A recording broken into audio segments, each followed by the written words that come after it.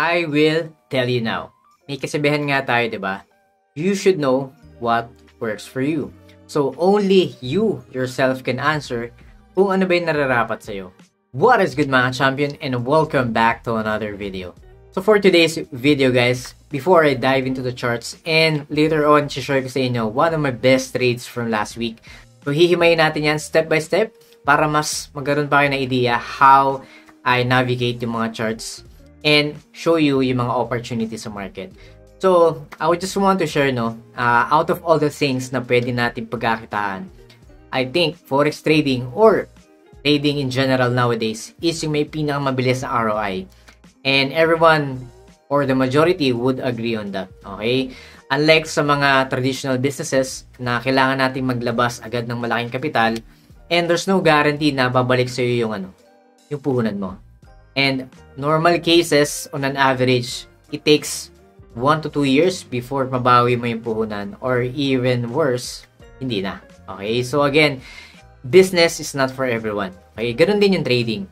But again, as I always say, everything is learnable. So, in addition, speaking of hardships, so lahat naman tayo dumadaan dyan, di ba? Kahit saan man tayong ruta patungo, okay? May it be your professional career, personal business, okay? Trading journey nyo, okay? Lahat tayo nagsastruggle. Lahat tayo dumaan sa struggle. And I think that's a good thing. Kasi bakit? We cannot be improving on something kung hindi tayo makakaranas sa mga hardships. So, unfortunately for most people na pupunta dito sa industry ng trading, gusto nila lagi, agad-agad.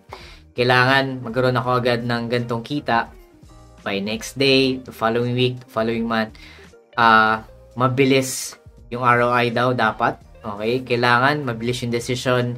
There's really a big question na talaga bang may shortcut para mas mapabilis natin yung success dito sa trading. In terms of knowing what works for you, okay, kailangan magamit mo talaga. Kailangan ma-experience mo if that is really working sa'yo. Kasi only you, sabi ko nga, can answer kung sa tingin mo, it is working or not. So, making money in forex trading, there are 3 categories ng mga tao or types of people. So, una, yun yung mga mapapride or self-taught ng mga individuals. Normally, if gusto nilang matutunan isang bagay, they go straight to online resources. Nowadays, napakadali na access, diba? It may not be that in-depth, pero ang point doon is, more or less, you will already have the idea how you can start, diba? So, yun yung importante. Yung first step is knowing how to start, and at the same time, ano nga ba yung papasukin mong bagay, alright? Ang problema is, dahil nasabi ko na ma-pride, kasi naniniwala ako na majority ng mga tao, when they see something, lagi nilang nasa isip na, hindi, kaya yan ng self-study. Alright? Again, I myself is guilty about that kasi I'm a self-taught reader. Okay? So, wala naman nagturo sa akin. I was just influenced. Someone introduced. Pero hindi ibig sabihin no na inupuan nila ako, tinuruan step by step. No, I figured out everything myself, diba? From making big losses on the process, at the same time, trial and error ng mga strategies. So, I've been there. I know yung pakiramdam na nagsisimula ka. So, that's why, for most people na tinuturuan ko, I can relate, diba? And, lalo na pag nituturo ko, alam ko na yung mga workarounds, ano yung dapat iwasan at ano yung dapat yung gagawin nyo when it comes to some scenarios sa pag-trade. So, again, itong mga self-taught or self-paced na mga learners pagdating sa pag-trade, wala namang masama. Pero 'di ba, aminin natin, ang kalaban natin dito is oras. So kaya yung iba tumatagal lang 2, 3, 5 years and yet they are not confident to say to themselves na they are profitable. So imagine niyo, 3 years, we are just talking about learning, 'di ba? Wala pa din yung profitability phase. So kung 3 years ka pa lang still aral ka ng aral 3 years and then walang result, okay, or on and off ka, lalo na, that's even worse, yung hindi ka consistent. Talagang hindi ka magsasaksi dito. And that's a fact. That's reality. Alright?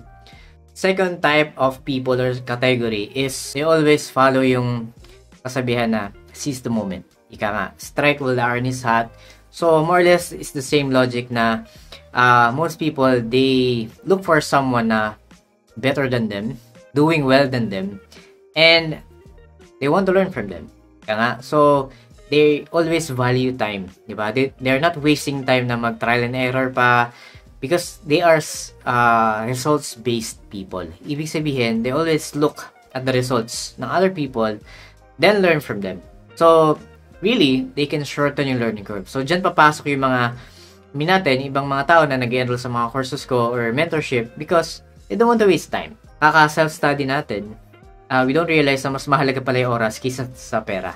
Okay? Tandaan nyo, time wasted is quadruple of money wasted on something. So, yung mga nag-i-invest on themselves, kudos to you guys. And last type of people, so, yan yung mga investors. Okay? So, there may be smart, maybe yes, maybe no. So, I break this down into two categories naman ng mga investors. So, one is investor na hindi knowledgeable, meaning they have money, they have funds to invest, but they are easily influenced by someone. Since they have the money, they would just go straight invest without really digging deep. Ano ba yung papasukin nila? And ito yung mga tao na usually na-scam or nabubudol ng mga kung ano-anong mga networking, kung ano man.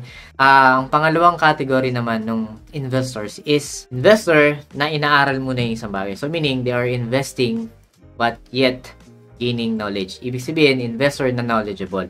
So ito yung mga tao na before they jump off dun sa cliff, okay, they want to make sure that more or less they have the good fundamentals, diba? Or foundation dun sa bagay na aral nila. I don't want to dive into something na hindi ako familiar. So lalo na kung maglalagay ka ng sangkaterbang puhunan sa bagay na wala ka namang idea. So I heavily recommend and suggest talaga na before you do other investments or other things na gusto mong kumita or money will work for you, sabi nga nila, aralin nyo muna. So speaking of that, alam nyo ba na merong social platform or ba copy traders, for example. Okay? So let's check that out. Alright guys, so speaking of social platform for copy traders, or in general, investment platform network, okay?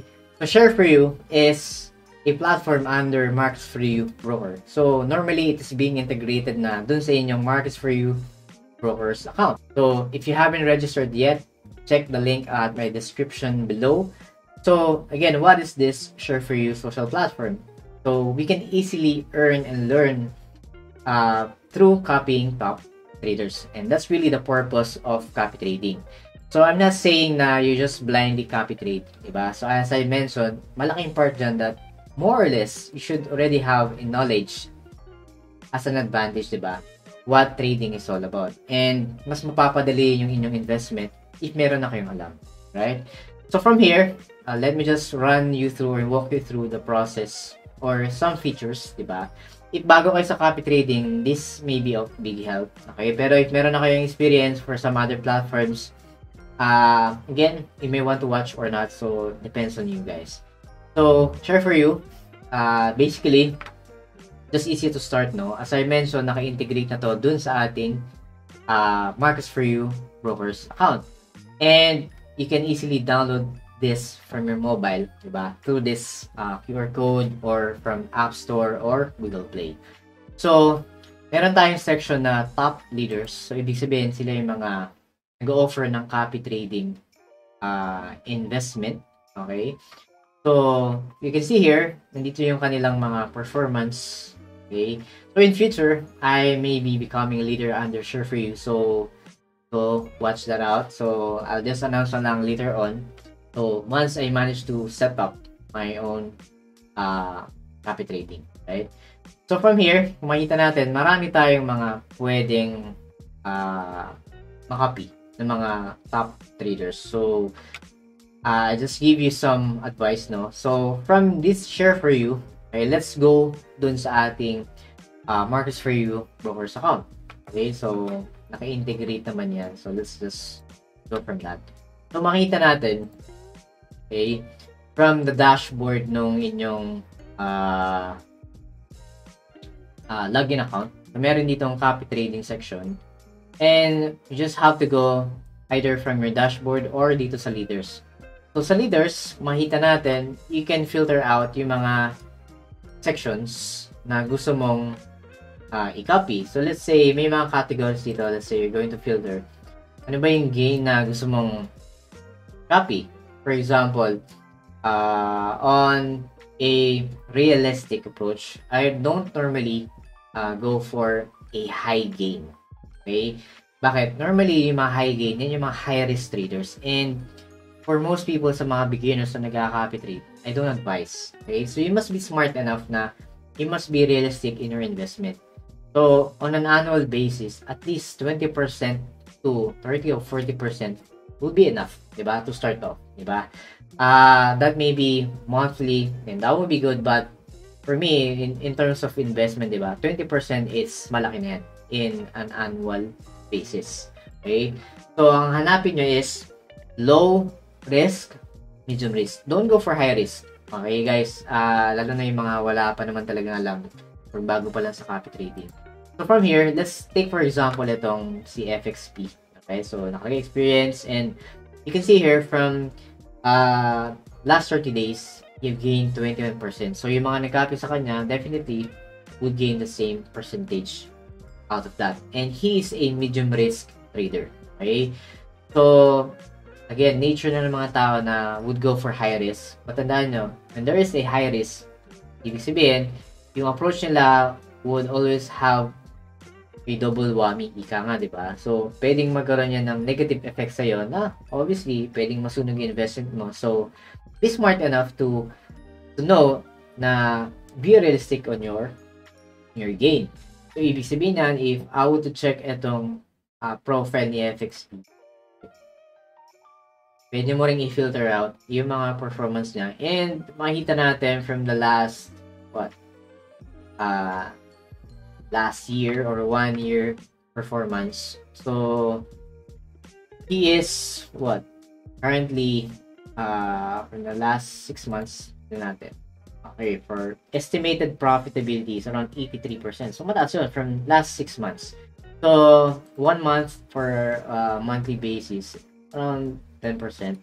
But, if you're going to calculate itong, like, almost a year, diba? From 3 July 2024 to 3rd of July 2025. Not bad, diba? So, nag-average more or less around 20%. Diba? So, hindi ko na kailangan i-calculate. Pero, point dito is, he's not that aggressive, pero he's always on a good side. Ika nga. He's gaining from month per month.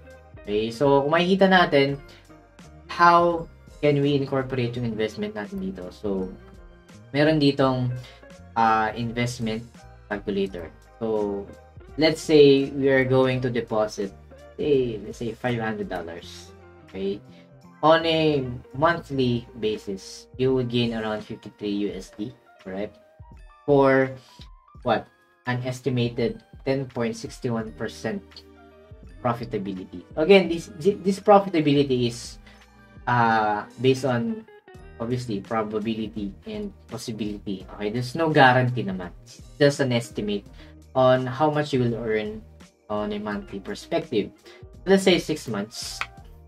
You would gain around 415 USD. So, kasi based sa kanyang performance, that would evaluate to a estimated 83% growth or profitability.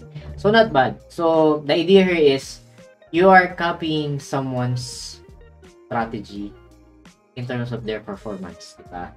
So, nasa sa atin, how are we confident how much money we will invest ito sa taong to based sa kanyang historical data. So, mahalaga rin na yung mga performance niya from the past. Hindi lang yung dahil last month maganda yung kanyang performance, okay na yan. That's why sabi ko sa inyo, if you really want to succeed dito sa mga copy trading, yung mga investment approach, better learn first the foundation ng pag-trade. Makikita nyo kasi how hard it is. Nagsisimula kayo, no? So, hindi ganun basta-basta mag-invest kayo ng malaki kasi malaki yung gain niya.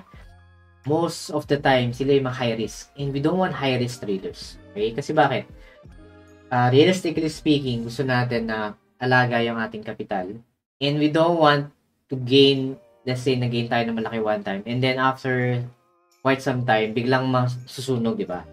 We don't want that. Alright? So, from this trader, meron siyang 715.67% gain, diba? Percentage. So, malaki yun. Okay? Going back dun sa mga top leaders, if ever you are interested to become a leader, so meron naman dito na, sabi ko nga, become a leader, set up your own copy trading activity. So, may mga percentage commissions naman dyan na pwede mong kitain, depende sa performance mo. At the same time, how many followers yung magigain mo. Kasi every follower na magigain mo dito, obviously, meron kang commissions based sa mga nagpa-follow. So, that's normal, diba? You make money from other people through your own performance. So, again, it's a huge responsibility kasi you are actually treated as an account manager here. Hindi ka lang ka-trade. Someone's trust is being, diba? Nasa iyo yun. Okay? So, again, you can play around naman dito sa account nyo, no? And, as I mentioned, makikita nyo naman yung mga financial history dito sa financial operations, sa dashboard. Everything is here. Normal broker account login, dashboard. So, integrated na yung copy trading dito. So, but if you want to separate, as I mentioned, pwede naman siya i-download through your mobile. Right? So, yan pala, if you want to be part of our growing TFP VIP Champions community, you may want to check out our 90-day Forex one-on-one mentorship program. As I've said, I am offering two options. Option 1 is for the one-on-one mentorship via Zoom, and for the option 2, which is learn at your own pace masterclass recorded lessons, which you can download. So without further ado, let's get straight to our charts. Alright guys, so from last week, I managed to have a good trade from this pair. Okay, so the structure, kung makikita natin, on a higher time frame, it's quite obvious na somewhat market is kind of consolidating, alright? Pero basing it from the past few weeks, okay, market is revisiting itong area na to. Itong area na yan. And for most people, kitang-kita na the market is soaring high and nagkaroon tayo ng selling pressure candle. Okay? But does that guarantee na bababa yung market? Again, from that, I cannot decide alone. Not unless I see what's happening sa lower time frame. And obviously, kailangan natin sundin yung ating TFP water system basic system rules. Okay? So, I incorporated dito yung mga basic approach para makarelate kayo. Kasi bakit? Sa VIP, obviously, may mas advanced pang approach. But, nevertheless, sabi ko nga, dito pa lang sa TFP water system na tinuturo ko on a free approach, you can easily make decent money. Right? So, nothing is stopping you naman para hindi ka kumita. So, that's why I'm showing you ano yung nagiging thought process ko whenever I trade something using basic approach para sa inyo guys. Right? So, kapag ganito, most cases, mga tao, they heavily go pababa na agad sa per time frame. But for me, not. Okay, structure-wise, okay, I can see na, alright, just want to see what's happening through a channel. So, we can say na meron tayong, for most people, it's a breakout. Pero, it's actually a rejection. Bakit? Meron tayo ng selling pressure. Okay? That means, may momentum pa yung mga sellers. So, kung ikaw ay breakout trader, you definitely see this as a breakout na. Okay? It can be, but in the long term, for now, I am seeing as a bearish opportunity, right? At the same time, okay, I had some confluences, right? Okay, if ever bumaba man yan, okay, there's a chance na it will go back to a certain average value around here. It will be revisited. So, again, it can go like this or it will just reject all throughout. Okay, nothing is certain sa market, but I'm just giving you a probability na ano pwedeng yan eh. Okay? So from here, normally what I do, pag nakakita ko niyan, I'm not trying to be FOMO, no? If talagang malakas ang momentum ng sellers, it will broke through the past bullish candle. Okay, as a momentum. Okay, so that means, kino-consider ko pa rin tong past day candle. Okay, so from here, makikita natin, ito para hindi stop. Alright, na I was trying to be patient, lalo na kung long-term mga approach ko, no? Okay, but take note, even from a daily perspective, I can go down, scale it to a much lower time frame for a smaller opportunity. So, everything connects well dun sa market. So, ngayon, makikita natin, meron tayong, selling pressure. So, as I mentioned, kailangan nating mabasag yung last candle momentum ng buyers. So, I was trying to wait for the market na basag to at least. Kasi bakit? Marami ng trap na kala nyo selling na and then suddenly, oof. So, you want to make sure na yung momentum talaga nandun. So, ano ba nangyari ito from last time? So, nung nakita ko to, that gives me the idea, okay, maybe talagang selling yan. Kasi, see the volume of the size of the candle. That means maraming sellers. And it actually closed below nung ating lower point ng ating bullish candle. So, yung previous low. Okay, so, nabasag yun. Okay, so, that means we can now go down and see what's happening sa lower time frame so that we can look for opportunities. So, alam na natin na meron tayong basag ng momentum ng last bullish candle. Okay? So, punta tayo ng 1 hour. So, 1 hour, again, wala namang guarantee na bababa agad dyan, di ba? Dito na papasok how we can incorporate yung ating PFP Warrior System rules. So, if I was aiming for selling, okay, just a review, no? Kung selling ako, I must be below confluences levels. So, nandyan yung ating horizontal level of support should be broken at trend line resistance in a broken counter trend line support. So, ang sweet spot mo for HPT zone would be here. Diba? Yan yung ating HPT area as a sell. Okay? That means, you must be at least below ng dalawang confluence. May it be horizontal or yung diagonal confluences. So, from here, meron tayong current, diba, structure. So, kung titignan ko, I'll just use that as an anchor point for my. So, mas magiging obvious, tandaan nyo, itong horizontal line na to is coming from your previous day bullish low. So, ito yung previous low ng daily, diba? Daily low. Ano natin? So, ito, yung current structure niya, nung nabasag yun. So, lalabas, if I want to sell around this area, below nitong basag nitong counter trend line support, at I must be below nitong resistance. Okay, so para magtugma dun sa rules. Kasi bakit? I always follow the rule. Nung system. Okay, otherwise, I don't trade. Diba? So, as simple as that. So, see what happens kung mabasag yan. So, ang goal natin, at least mabasag itong counter trend line support. That should be the. So, ito ko while, tandaan nyo, I always utilize yung alert. Hindi ko naman pinapanood dyan kettle per kene, and that would be tedious, di ba? So, that's why I may be doing something else or be productive to trade other pairs. Okay, so I'm just showing you the process paano ko nakuha yung trade nito.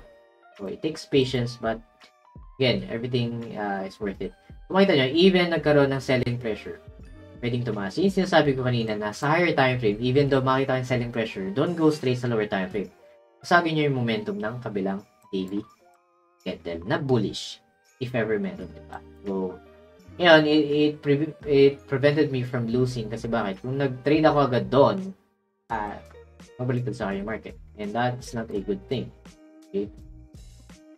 So, ito ko while, ang daming oras, pero again, I know my system well, so kaya hindi ako nagpa-participate ng time na yan. Alam ko yung area ko kasi, di ba, malayo pa lang, patanan natin tong HPT. Ito yung area of interest natin pag sa grade. So, why would I force the trade kung wala naman siya doon? So, from here, ano nangyari dyan? Okay, bumababa. And the good thing here, kung makikita nyo, no? Nung nagpo-pullback na yung market, okay, what does this say? Diba? Kala nyo confluences, and it helped me plot again another confluence. So, ito na yung yan, diba? So, I can now adjust this. So, knowing na ito yung area of interest talaga natin. HPT zone. I must be below these 3 levels na. Kasi bakit? Ang goal ko na, if ever, sweet spot, diba? Dito tayo. So, we can take advantage yung sell-off. Otherwise, if hindi nabasag, then that means market can push through. So, nakita nyo, namamapat nyo na in advance. I-visualize nyo. If there's an opportunity, wala. But, kasama dyan yung patience of waiting. So, yun yung tinatawag na 10% lang ang execution sa market, 90% is waiting. So, ang weakness ng lahat is mag-wait. Kaya, maraming hindi nagsasucceed sa pag-trade kasi you cannot wait kayong mga impatient na trader. So, timing is everything. Nangyari dito. Okay. So, aware tayo na may breakout na, diba? So, again, I'm on a 1 hour time frame. Bumaba ako kasi sa daily, diba? Meron tayong breakout from this. Ito yung black candle na yun. Okay?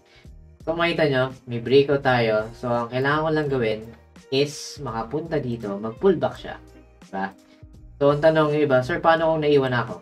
Then, I don't know how to trade. Diba? So, hindi ko habulin. Okay? So, I believe at some point, magkakaroon ng correction. And siguro, that time, hindi pa.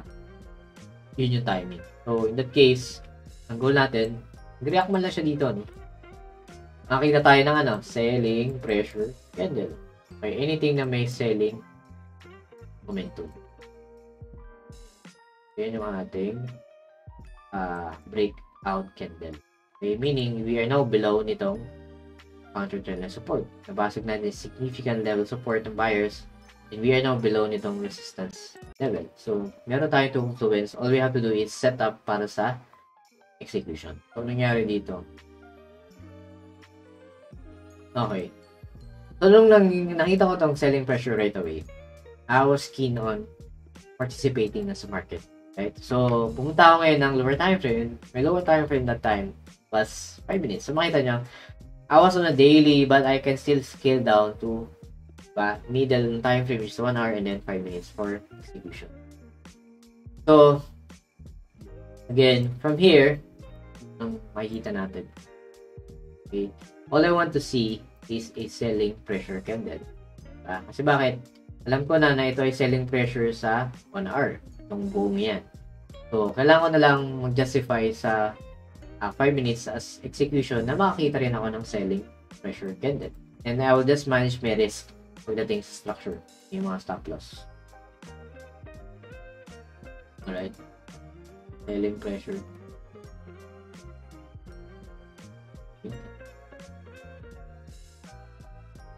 Pwede na ba to? I can enter here, pero usually can na dyan.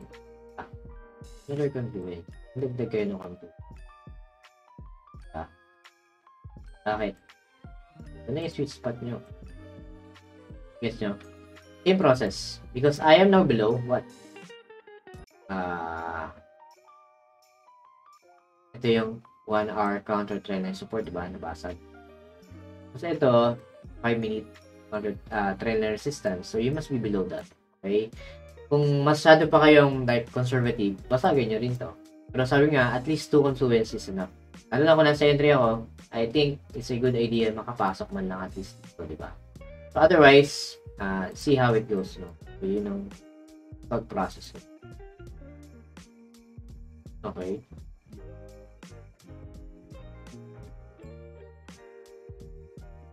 See? Nag-react, diba? Okay. But, does it show any selling pressure? Not yet. Diba? So, pero significant yung area. Yung sinasabi ko na, tinutumbok ni price based doon sa structural pinapakita kong rules ng TFP. Kasi that's how I understand things, diba? So, importante yun. Selling pressure na lang ang kailangan makita. Yan, okay. So, if I'm not mistaken, dito ako pumasok. Itong specific candle na to. Right? I entered using a instant execution right after nung candle nito.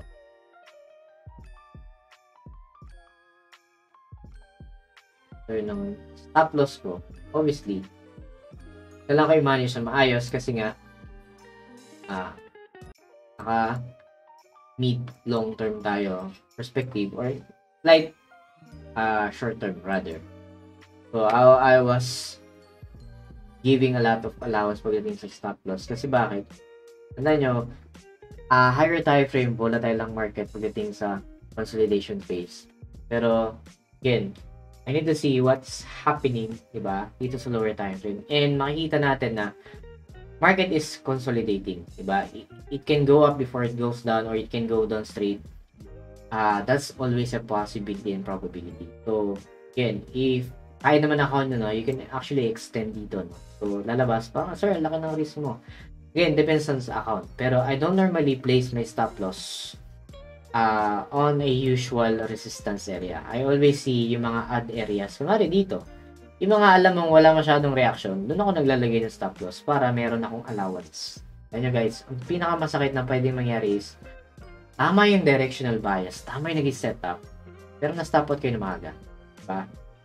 So, usually, dito ako maglalagay. Yung mga odd areas na, kasi diba, nakasanayan natin, dito tayo naglalagay ng stop loss dito sa may resistance area. Normally, I give allowance. Or gumamit kayo ng ATR, diba? So, yung mga odd areas like dito, doon ako naglalagay. Manage ko na lang.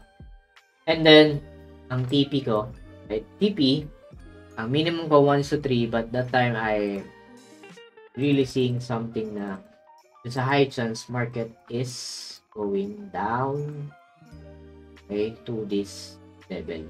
So, itong last peak na to. So, kung 1 to 3 ako, dito lang yan. Pero sinagot ko siya at least dito sa mga dito. Yeah, before that. Okay. Tama, 1 to 5 na ngayon. Okay. So, yun yung aking setup. Okay. Kaya sinabi ko na medyo mid-long term kasi although na 5 minutes ako, medyo tumagal din yung trade, yung holding time. So again, pwede naman tayong mag-trade ng lower time frame pero nakikita ko pa rin from the higher time frame perspective. Plus kung makita nyo, no, ano na nangyari ngayon sa 1 hour, diba? There's a lot of selling pressure na nangyari. Dalawa na nga actually yung selling pressure. And then, so that is a good thing. Kaya always try to monitor din yung higher time frame nyo. Hindi lang dito sa entry. So, since naka-execute tayo dito ng instant execution, so, obviously, triggered ka agad dun sa next ano natin, and then so, let's just let the market run. Mas pa nga siya eh. So, I was on a drawdown for quite some time. But then again, hanggang dito na ito yung stop loss, those are just, diba, paper loss lang yan. Okay, mag-panic. Kaya sabi ko, kung maglalagay ng stop loss on the usual area, that's mas stop out yun. Doon kayo sa mga odd areas kung kaya naman account. So, imagine niyo guys, I was on a drawdown for hours, diba? Pero that's okay, diba? Stop loss ko I have allowance, so I was confident. Plus, sinunod ko na yung rules. So, I should not be worrying too much.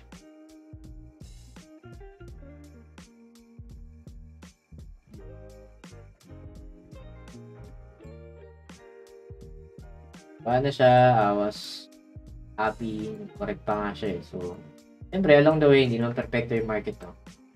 May mga times na subukin din yung patience mo. But then again, it's what it is. Market ganun talaga. Okay. Bumalik pa nga sa ano ko. Sa nag-break even pa, diba? Just let it run. How I understand things. overcome ko na yung fear of what? Mga ganyan scenario. Could be understanding yung them.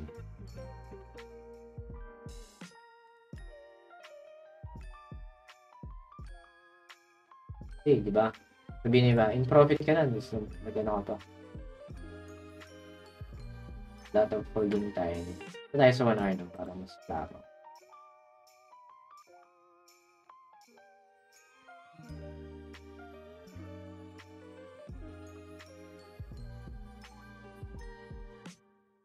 Yan. Ano siya? Yun. Okay. So, you see, the journey was long, but the trade was worth it. Yun yung sinasabi ko na you must know well your system. You must know well how you can overcome yung mga trading psychology issues like yung patience, yung pampapakaba, di ba? Kailangan mo overcome yun. And one solution to that is huwag nyo i-monitor, no? Huwag nyo tignan every 5 minutes or every 10 minutes o kung ano man. Ayan nyo lang. Di ba? Once you place your trade, entry, stop loss, take profit. Dalawa lang yan. Stop loss or take profit lang. So, in this case, I managed to pull through a 1:5 risk reward ratio. Following a simple concept, diba? Ng ating system boost. So, I didn't deviate from the unusual, diba? Sinunod ko lang naman to concept, diba? Kung hindi nyo pa alam yung TFP War system, go check that out. It's a 35-minute lesson. So, malaking bagay yun. A good foundation learning. Okay? So, hindi siya I mean, I know some limitations. Kaya nga ako meron VIP system, which is in TFP Champion system. Pero ang point doon, you can make money from here. Diba? So I hope this makes sense, diba? So from higher time frame down to lower time frame, everything is connected once you know what you're looking for. Right? So, yeah. So, I hope guys may natutunan naman kayo sa lesson natin for today, especially sa charting, and of course gives you the idea that you can make money naman, work for you through copy trading, but in that sense you have to be, at least have a little bit of knowledge pagdating sa trading. That's my recommendation. Okay, so be the second category of investors with knowledge. Okay, huwag kayong mga blind investors lang dahil na-influence lang kayo na iba. Know well yung dapat yung pasukin para hindi kayo ma-scam or kung ano man. So again, please check out Share for You. Okay? So it's already integrated sa inyong Markets for You trading account. So if you haven't registered yet, please register. Check the links at the description of this video. So if you have questions, you can message me anytime naman so I can assist you and my team. Alright? So yeah. Thank you so much to all my TFP VIP champion students all over the globe, subscribers, followers, and sa lahat po ng sumusuporta. So, God bless and see you all on the next videos. Bye-bye. Alright guys, so I just want to inform and announce that our TFE VIP champion student private Discord community is already up. And yeah, here we have several channels wherein we share our technical trading ideas among each other. And of course, we also have our weekly trade ideas para sa ating mga weekly forecast para sa mga currency pairs and some announcement section. And of course, since tayo ay global, of course, we have other students as well na galing sa mga ibang bansa overseas. So, here we introduce ourselves and introduce kung saan tayo galing, sa bansa tayo ngayon, OFW man o hindi. But nevertheless, this is a healthy community para mag-share ng mga trading ideas para sa inyo guys. And hopefully, I will be putting up a server publicly para sa mga baguhan naman and those mga followers and subscribers natin. Alright? So, yeah, this is just a minor announcement and hopefully, guys, you can join us and make this community grow lalo na sa ating mga estudyante nag-aaral. Alright, guys? So, mga baguhan pa lang. But nevertheless, everyone here wants to learn, wants to make profit from the market, but as much as possible, we're all equal in the eyes of the market. Alright, guys? So, that would be it. So, yun lang. And thank you very much. Right? Bye-bye.